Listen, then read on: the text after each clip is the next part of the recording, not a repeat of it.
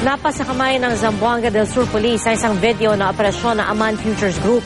Malaki raw ang maitutulong nito sa paglutas sa kinasasangkutang malawakang investment scam ng grupo. Nakatutok si Ian Cruz, exclusive. Mula sa sambotimes.com ang videong ito. Kuha raw sa kasagsagan na operasyon ng Aman Futures Group nitong Agosto. Kita ang ilan sa sinasabing investor sa taga-Aman Group na namimigay ng bigas sa mga residente ng Pagadian. Ang Zamboanga del Sur Police hinimok ang lahat na may kalintulad na larawan o video na ipagbigay alam sa kanila. Makakatulong daw ito sa patuloy nilang investigasyon sa Aman Futures Group. Dahil maaring makilala ang mga nasa likod ng Aman Group sa mga larawan o video, maaari rin daw itong maging karagdagang ebidensya laban sa mga nauna ng inireklamo. Ang mga makikilala ng mga iba pang individual sa video o larawan, maaari rin daw maisama sa asunto.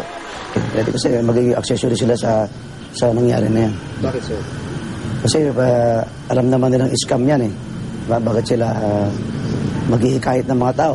Sa ngayon, sinisimulan ang suriin ng digital forensic experts ng CIDG Region 9 ang laman ng hard drives ng dalawang CPUs na pag-aari umano ng Aman Futures Group.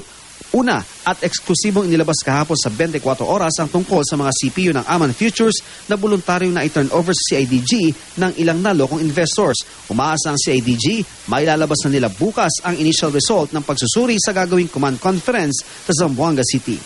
Mula rito sa Pagadian City, Ian Cruz, nakatutok, 24 oras.